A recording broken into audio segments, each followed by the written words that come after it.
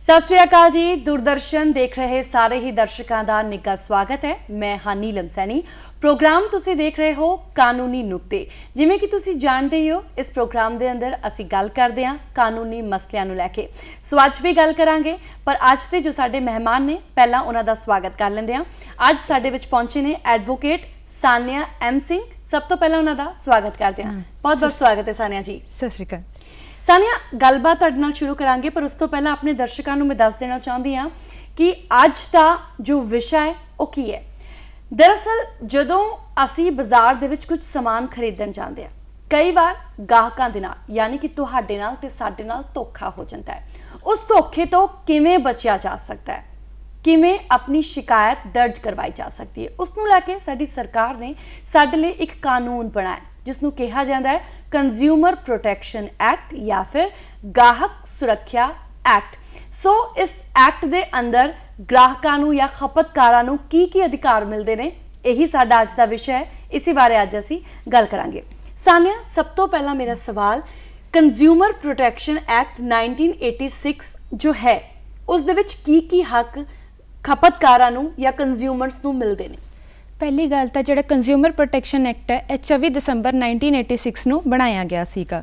ਤੇ ਇਸ ਦੇ ਵਿੱਚ ਜਿਵੇਂ ਕਿ ਅੱਜ ਕੱਲ੍ਹ ਅਸੀਂ ਦੇਖ ਰਹੇ ਹਾਂ ਜਿਹੜਾ ਸਾਡਾ ਆਧੁਨਿਕ ਸਮਾਜ ਹੈ, ਇਸ ਦੇ ਵਿੱਚ ਜਿਹੜਾ ਵਪਾਰ ਹੈ ਉਹ ਬਹੁਤ ਜ਼ਿਆਦਾ ਵੱਧ ਚੁੱਕਾ ਹੈ ਤੇ ਉਸ ਦੇ ਪ੍ਰਭਾਵ ਵੀ ਬਹੁਤ ਜ਼ਿਆਦਾ ਵੱਧ ਚੁੱਕੇ ਨੇ। ਤੇ ਇਹਨਾਂ ਸਭ ਨੂੰ ਰੋਕਣ ਵਾਸਤੇ ਇਹਨਾਂ ਸਭ ਨੂੰ ਜਿਵੇਂ ਸੀਗਾ ਕਿ ਜਿਵੇਂ ਕੰਜ਼ਿਊਮਰ ਸੀਗੇ ਸਾਡੇ, ਇਹਨਾਂ ਨੂੰ ਬਹੁਤ ਜ਼ਿਆਦਾ ਇਹਨਾਂ ਨਾਲ ਜਿਹੜੇ ਪ੍ਰੋਡਿਊਸਰ ਸੀਗੇ ਜਾਂ ਫਿਰ ਸੈਲਰ ਸੀਗੇ ਉਹ ਉਹਨਾਂ ਨੂੰ ਖਰਾਬ ਸਮਾਨ ਵੇਚਦੇ ਸੀ ਜਾਂ ਫਿਰ ਉਹਨਾਂ ਨੂੰ ਡਿਫੈਕਟਿਵ ਪ੍ਰੋਡਕਟਸ ਵੇਚਦੇ ਸੀ ਜਿਨ੍ਹਾਂ ਨੂੰ ਅਸੀਂ ਕਹਿੰਦੇ ਹਾਂ, ਤੇ ਜਾਂ ਫਿਰ ਉਹਨਾਂ ਨੂੰ ਐਕਸਪਲੋਇਟ ਕਰਨ ਦੀ ਕੋਸ਼ਿਸ਼ ਕਰਦੇ ਸੀ, ਉਹਨਾਂ ਦਾ ਸ਼ੋਸ਼ਣ ਕਰਨ ਦੀ ਕੋਸ਼ਿਸ਼ ਕਰਦੇ ਸੀਗੇ। ਸੋ ਇਹਨਾਂ ਸਭ ਨੂੰ ਰੋਕਣ ਵਾਸਤੇ ਜਿਹੜਾ ਸੀਗਾ ਕੰਜ਼ਿਊਮਰ ਪ੍ਰੋਟੈਕਸ਼ਨ ਐਕਟ 1986 ਬਣਿਆ ਸੀਗਾ। ਇਸ ਐਕਟ ਦੇ ਅੰਦਰ ਕੀ ਹੱਕ ਨੇ, ਕੀ ਅਧਿਕਾਰ ਨੇ ਜੋ ਕਿ ਖਪਤਕਾਰਾਂ ਨੂੰ ਮਿਲਦੇ ਨੇ? ਇਸ ਦੇ ਵਿੱਚ ਜਿਹੜੇ ਅਧਿਕਾਰ ਜਿਹੜੇ ਸਾਡੇ ਕੰਜ਼ਿਊਮਰਸ ਨੂੰ ਮਿਲਦੇ ਨੇ, ਉਹ ਪਹਿਲਾ ਅਧਿਕਾਰ ਹੈ ਰਾਈਟ ਟੂ ਚੂਜ਼ ਦਾ। ਉਹ ਚਾਹਣ ਤਾਂ ਜਿਹੜਾ ਸਮਾਨ ਖਰੀਦਣਾ ਚਾਹੁੰਦੇ ਨੇ ਉਹ ਖਰੀਦ ਸਕਦੇ ਨੇ।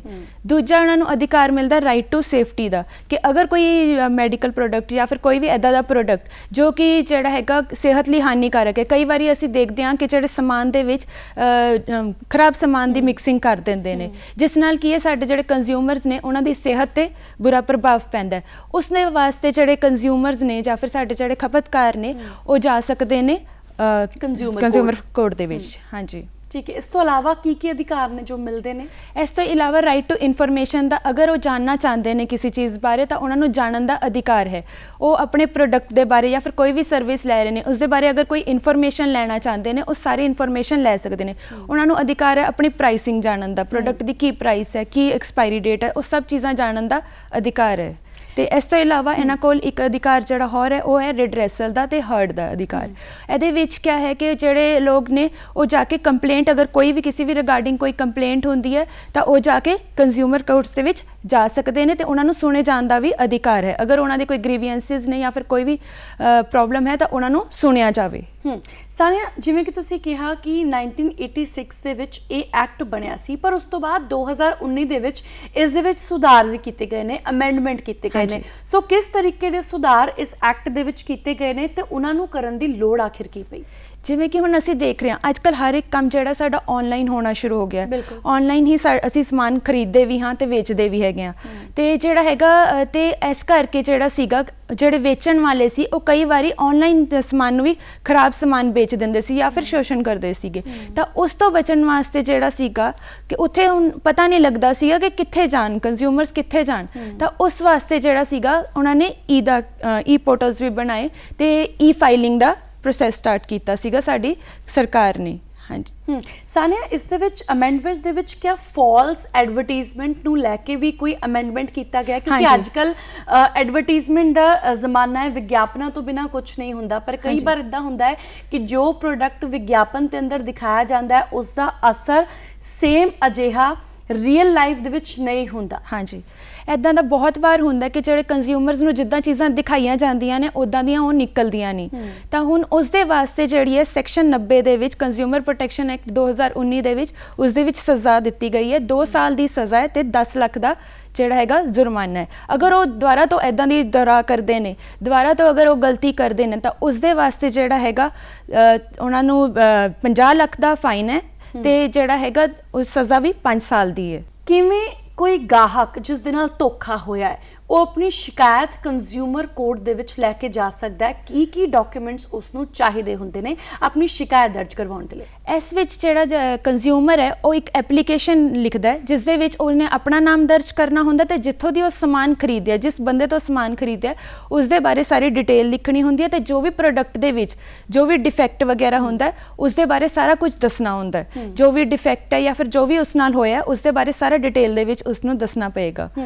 ਸ਼ਿਕਾਇਤ ਦਰਜ ਕਰਵਾਉਣ ਦੇ ਲਈ ਕਿਆ किसी वकील की ज़रूरत पैंदी है, जो कि सब तो अहम सवाल है और इसी नू सोच के शायद कुछ लोग ने जो शायद अपने पैर पिछे खिंच लेंदे ने कि वकील की फीस उन्होंने वक्री भरनी पैनी है। सो क्या वकील की ज़रूरत पैंदी है? नहीं, ऐसे विच तुहानू वकील करन दी बिल्कुल ज़रूरत नहीं है। कोई भी कंज्यूमर खुद जाके भी फाइल कर सकता है। अजकल तो जिवें हुण इलैक्ट्रॉनिक फाइलिंग का मैथड भी आ गया, वो जाके कंज्यूमर फोरम की एक साइट है उस दे विच जाके भी अपनी कंप्लेंट जिहड़ी है वो दर्ज करा सकते हैं। सब तो ਵੱਡੀ ਗੱਲ, ਸਭ ਤੋਂ ਵਧੀਆ ਗੱਲ ਜੋ ਕਿ ਕੰਜ਼ਿਊਮਰ ਫੋਰਮ ਦੀ ਹੈ, ਕੰਜ਼ਿਊਮਰ ਕੋਰਟ ਦੀ ਹੈ ਤੇ ਇਸ ਕੰਜ਼ਿਊਮਰ ਐਕਟ ਦੀ ਹੈ ਕਿ ਜੇ ਤੁਸੀਂ ਕੋਈ ਸ਼ਿਕਾਇਤ ਦਰਜ ਕਰਵਾਉਣਾ ਚਾਹੁੰਦੇ ਹੋ ਕੰਜ਼ਿਊਮਰ ਫੋਰਮ ਦੇ ਵਿੱਚ ਜਾ ਕੇ, ਜੇ ਤੁਹਾਡੇ ਨਾਲ ਧੋਖਾ ਹੋਇਆ ਹੈ, ਤੁਸੀਂ ਇਹ ਸੋਚ ਰਹੇ ਹੋ ਕਿ ਵਕੀਲ ਦਾ ਖਰਚਾ ਅਸੀਂ ਕਿੱਥੋਂ ਚੁੱਕਾਂਗੇ, ਤਾਂ ਤੁਹਾਨੂੰ ਅਸੀਂ ਦੱਸ ਦੇਣਾ ਚਾਹੁੰਦੇ ਹਾਂ ਕਿ ਇਸ ਦੇ ਲਈ कोई वकील करन दी लोड़ नहीं पैंदी। तुसी अपने आप जाके शिकायत दर्ज करवा सकते हो। जो भी डॉक्यूमेंट, जो भी कागजात चाहिए ने अपनी शिकायत दे नाल वो दर्ज उत्थे करवा सकते हो, जमा करवा सकते हो। इस दे नाल नाल ई एप्लीकेशन भी अपनी भर सकते हो जो कि अजकल ऑनलाइन अवेलेबल है। सानिया, अगला सवाल, शिकायत दर्ज करवाउण दे लई फीस कितनी लगती है? जिवें हुण साडे डिस्ट्रिक्ट कमीशन है जिहड़ी उस दे कोल जिहड़े केसिस जांदे ने ਉਹ ਸਾਰੇ ਜਾਂਦੇ ਨੇ। ਜਿਵੇਂ ਕਿ ਹੁਣ ਅਮੈਂਡਮੈਂਟ ਹੋਈ ਹੈ 2019 ਦੇ ਵਿੱਚ, ਉਸ ਦੇ ਵਿੱਚ ਪਹਿਲਾਂ ਹੁੰਦਾ ਸੀਗਾ ਕਿ ਜਿਹੜੇ ਸਾਡੇ ਕੇਸਿਸ ਹੁੰਦੇ ਸੀਗੇ ਉਹ 50 ਲੱਖ ਤੱਕ ਦੇ ਜਾਂਦੇ ਹੁੰਦੇ ਸੀ ਡਿਸਟ੍ਰਿਕਟ ਕਮਿਸ਼ਨ ਦੇ ਵਿੱਚ। ਅਮੈਂਡਮੈਂਟ ਤੋਂ ਬਾਅਦ ਜਿਹੜੀ ਬਦਲਾਵ ਆਇਆ ਉਹ ਆ ਆਇਆ ਕਿ ਜਿਹੜਾ ਹੁਣ ਅੱਜ ਕੱਲ੍ਹ ਜਿਵੇਂ ਦੇਖਦੇ ਹਾਂ ਕਿ ਬਿਜ਼ਨਸ ਜਿਹੜਾ ਬਹੁਤ ਜ਼ਿਆਦਾ ਚੱਲਣ ਲੱਗ ਗਿਆ ਤੇ ਉਸ ਦੇ ਵਿੱਚ ਜਿਹੜੇ ਪੈਸੇ ਵਗੈਰਾ ਦੀ ਵੀ ਵਰਤੋਂ ਜ਼ਿਆਦਾ ਹੁੰਦੀ ਹੈ, ਤਾਂ ਹੁਣ ਜਿਹੜੇ ਡਿਸਟ੍ਰਿਕਟ ਕਮਿਸ਼ਨ ਦੇ ਵਿੱਚ ਜਿਹੜੇ ਕੇਸਿਸ ਜਾਂਦੇ ਨੇ ਉਹ 1 ਕਰੋੜ ਤੱਕ ਦੇ ਜਾਂਦੇ ਨੇ। ਤੇ ਸਟੇਟ ਜਿਹੜੀ ਹੈਗੀ ਹੈ ਸਾਡੀ ਜਿਹੜੀ ਸਟੇਟ ਕਮਿਸ਼ਨ ਵਗੈਰਾ ਹੈ ਉਹ 1 ਕਰੋੜ ਤੋਂ ਉੱਪਰ ਦੇ ਜਿਹੜੇ ਕੇਸਿਸ ਹੁੰਦੇ ਨੇ 1 ਕਰੋੜ ਤੋਂ 10 ਕਰੋੜ ਤੱਕ ਦੇ ਕੇਸਿਸ ਲੈਂਦੀ ਹੈ। ਤੇ ਜਿਹੜੇ ਉਸ ਤੋਂ ਬਾਅਦ ਜਿਹੜੇ ਸਾਡੇ ਆਉਂਦੇ ਨੇ ਨੈਸ਼ਨਲ ਕਮਿਸ਼ਨ ਦੇ ਜਿਹੜੇ ਹੈਗੇ ਨੇ ਕੇਸਿਸ ਹੁੰਦੇ ਨੇ ਉਹ 10 ਕਰੋੜ ਤੋਂ ਉੱਪਰ ਦੇ ਹੁੰਦੇ ਨੇ। ਤਾਂ ਜਿਹੜੇ ਨੈਸ਼ਨਲ ਕਮਿਸ਼ਨ ਹੈ ਉਸ ਦੀ ਫੀਸ ਜਿਹੜੀ ਹੈ ਜਦੋਂ ਅਸੀਂ ਕੰਪਲੇਂਟ ਜ਼ਾਇਰ ਕਰਦੇ ਹਾਂ ਤਾਂ ਉਸ ਦੇ ਵਿੱਚ ਜਿਹੜੀ ਫੀਸ ਹੈ ਉਹ 7500 ਤੱਕ ਦੀ ਲੱਗਦੀ ਹੈ।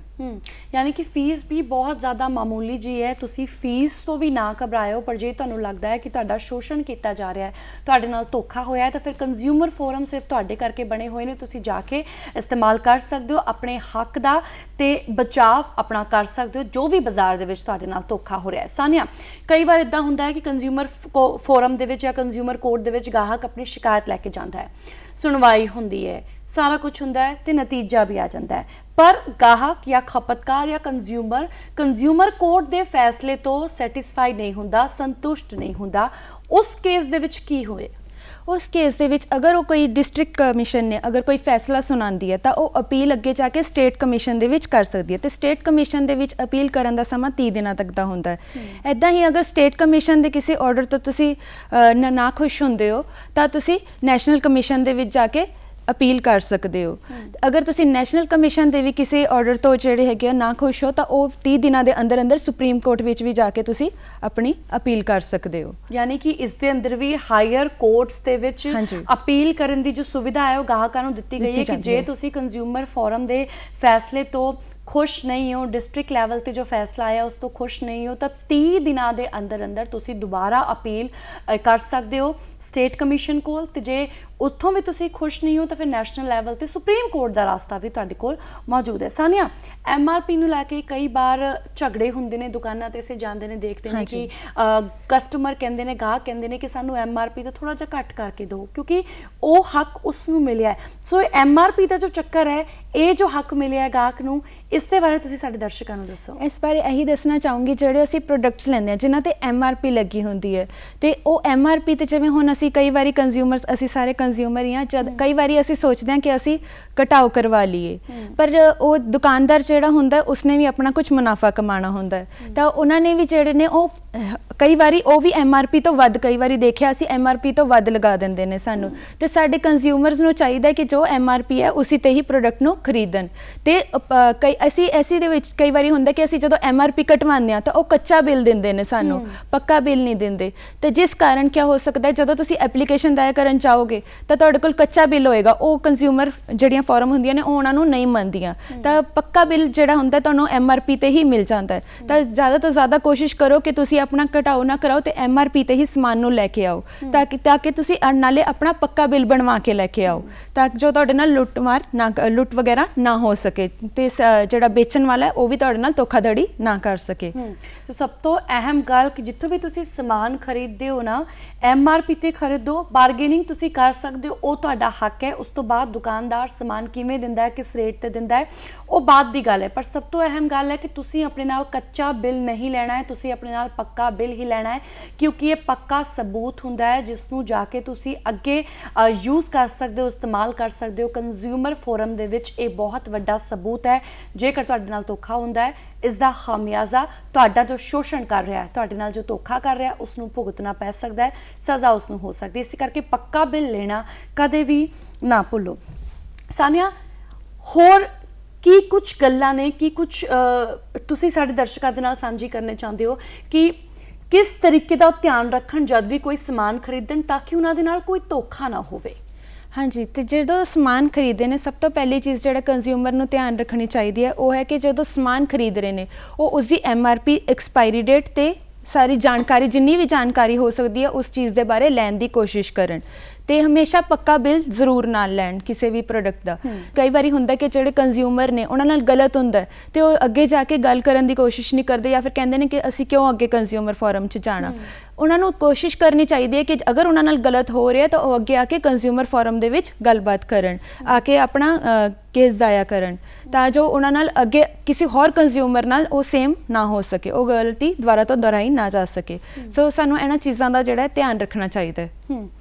सानिया, एक होर सवाल जो कि बहुत खास तौर पर आम तौर पर देखा गया है, होटल्स दे विच असीं जांदे ने, खाना असीं खांदे हाँ, बिल जदों बिल की वारी आती है, एक पानी की बॉटल जो आम तौर पर 20 रुपये की दुकान पर मिलती है, होटल्स दे विच उसके रेट डबल होंदे आ, किते 60 रुपये, किते 80 रुपये, किते 100 रुपये, किते 120 रुपये। सो क्या उसनूं लैके भी शिकायत दर्ज करवाई जा सकती है? बिल्कुल शिकायत दर्ज कराई जा सकती है। तुहानूं MRP तो वध कभी भी कोई समान नहीं बेच सकता, सो तुसीं उसकी शिकायत दर्ज करा सकते हो कि अगर तुहानूं कोई MRP तो वध दा समान बेच रहा तो तुसीं कंज्यूमर फोरम कोल जाओ, इस बारे यही जड़ी जानकारी देने वास्ते कंज्यूमर प्रोटैक्शन एक्ट बनिया सी। क्योंकि ਜਿਹੜੇ कई लोग ने कि नहीं, कईयां नूं ज्ञान नहीं हुंदा सीगा इन्हां चीज़ां बारे, अपने अधिकारां बारे नहीं पता सीगा। सो ऐसी बारे जानकारी देने वास्ते ही कंज्यूमर प्रोटैक्शन एक्ट बनाया गया कि ਜਿਹੜੇ ਨੇ ਤੁਹਾਡੇ ਨਾਲ ਕੋਈ MRP ਤੋਂ ਵੱਧ ਨਾ ਸਮਾਨ ਵੇਚੇ, ਜਾਂ ਫਿਰ ਕੋਈ ਹੋਟਲ ਵਾਲੇ ਜਾਂ ਫਿਰ ਕੋਈ ਵੀ ਤੁਹਾਡੇ ਨਾਲ ਇੱਦਾਂ ਵੱਧ ਸਮਾਨ ਨਾ ਵੇਚਣ,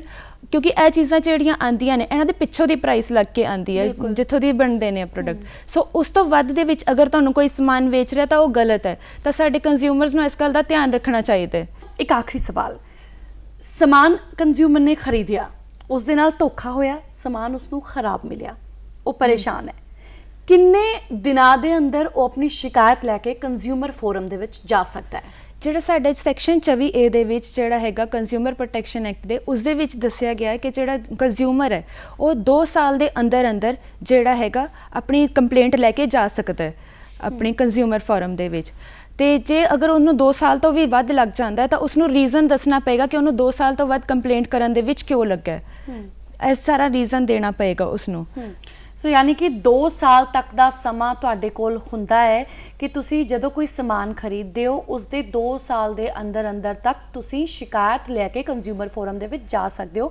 ਪਰ ਸਭ ਤੋਂ ਅਹਿਮ ਗੱਲ ਇਹ ਹੈ ਕਿ ਜਿੰਨਾ ਛੇਤੀ ਤੁਸੀਂ ਕੰਜ਼ਿਊਮਰ ਫੋਰਮ ਦੇ ਵਿੱਚ ਆਪਣੀ ਸ਼ਿਕਾਇਤ ਲੈ ਕੇ ਜਾਓਗੇ ਤੁਹਾਡਾ ਕੇਸ ਉਨਾ ਹੀ ਜ਼ਿਆਦਾ ਸਟਰੋਂਗ ਹੋਏਗਾ। ਹਾਂ, ਕਿਸੇ ਕਾਰਨਵਸ਼ ਤੁਸੀਂ ਜੇ ਲੇਟ ਹੋ ਗਏ ਹੋ, 2 ਸਾਲ ਤੋਂ ਵੱਧ ਦਾ ਸਮਾਂ ਲੱਗ ਗਿਆ, ਤਾਂ ਫਿਰ ਤੁਹਾਨੂੰ ਇੱਕ ਠੋਸ ਕਾਰਨ ਕੰਜ਼ਿਊਮਰ ਫੋਰਮ ਦੇ ਵਿੱਚ ਦਰਜ ਕਰਵਾਉਣਾ ਪਏਗਾ ਕਿ ਆਖਿਰ ਕਿਸ ਕਾਰਨਵਸ਼ ਤੁਸੀਂ ਆਪਣੀ ਸ਼ਿਕਾਇਤ ਦਰਜ ਕਰਵਾਉਣ ਲਈ ਲੇਟ ਹੋ ਗਏ ਹੋ।